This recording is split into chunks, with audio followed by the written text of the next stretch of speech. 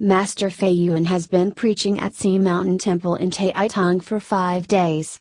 On the day of fulfillment, it was about to say farewell. Both the lecturer and the audience were reluctant to depart, when suddenly an old woman in her 60s issued a question. You spoke of freeing from the cycle of life and death as well as the principle of reforming ourselves and changing mindsets. What if I wanted to eliminate illnesses and resolve pain? And how to pray? Could you please mercifully explain this? When Fei Yuan looked at the old woman, there was a big tumor growing on her neck. Her collar couldn't close and had a gap of 5 or 6 inches.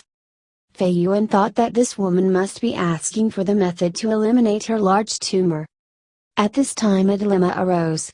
If I teach her to ask the Buddha to shield her, will the tumor on the neck be eliminated? I can't ensure this will work.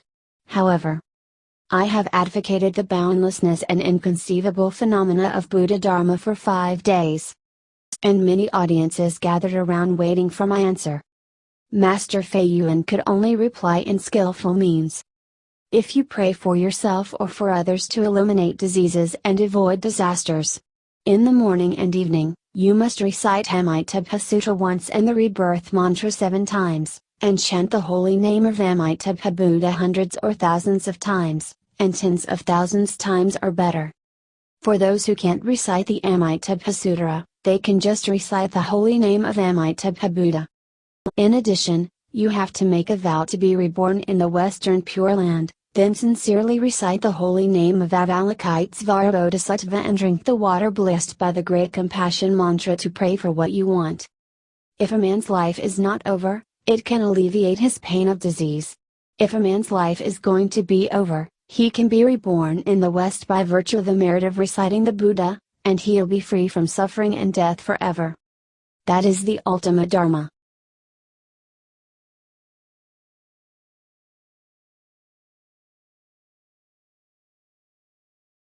The sun and the moon move fast like shuttles, and time elapses like arrows. Unwittingly 1 year passed, as Han Hong came to the Lotus Society again from Taitung. At this time, her face was full of smiles and was distinct from last year.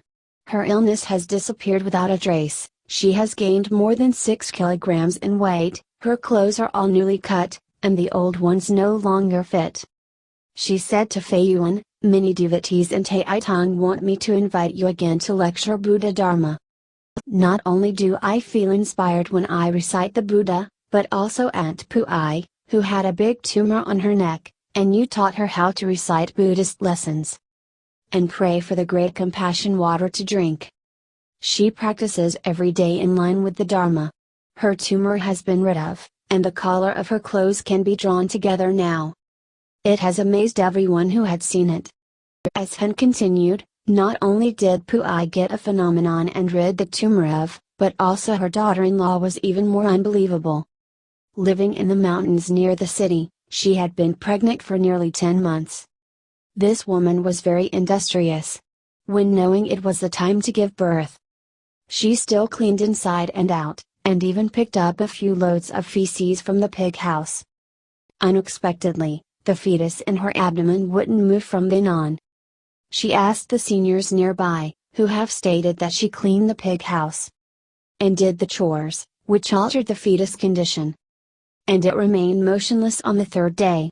Then the pregnant woman went down the mountain the next morning to find her mother-in-law, but Pui wasn't at home.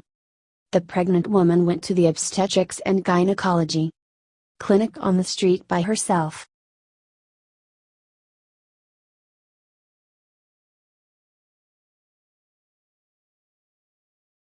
The obstetrician said, "The fetus in your abdomen has been dead for 3 days. It is not easy for you to give birth. We either cut the fetus out piece by piece with equipment or have an operation to take out the stillborn baby. There is no other way." The pregnant woman thought about the operation of belly opening with scrutiny as it wasn't a trivial matter. Without the permission of her mother-in-law and her husband, she dared not make a decision and went back to the mountain. After another 4 days, the fetus in her abdomen remained motionless, and the pregnant woman went down the mountain again to find her mother-in-law Pui, indicating that the fetus had not moved for 7 days. Then Pu-ai took her to another obstetrician for diagnosis. The doctor also made the same diagnosis as the previous one and said, since the fetus had been stillborn for 7 days, it had to be cut into pieces, or taken out by surgery. Aunt Pu-ai took her daughter-in-law back, knelt in front of the Buddha, lit the joss stick, and taught her to recite Avalokitesvara Bodhisattva. She started chanting lessons by herself, then recited the Great Compassion mantra and got the blessed water, told the daughter-in-law to drink it, and prayed the Buddha and Bodhisattva to shield her daughter, hoping the stillbirth could be born naturally, so that her daughter wouldn't need to suffer the trouble and the pain of surgery. At that time, it was already sunset. Pu-ai told her daughter-in-law not to return to the mountain but slept with her. When sleeping at midnight, the daughter-in-law told Pu-ai, the fetus in my belly is able to move now. Pu-ai replied, it seems that the Buddha and Bodhisattva have shielded you, and the stillbirth will be born. At dawn, the pregnant woman's fetus moved again. She felt more relaxed and had no trouble at all. Then she returned to the mountain. Another week later, the pregnant woman successfully delivered a living baby boy. Both the mother and child were safe and healthy. When Ishan came to the Lotus Society, she talked about it. Many people who heard this story were astonished, and they chatted about it continuously, saying it was certainly a miracle.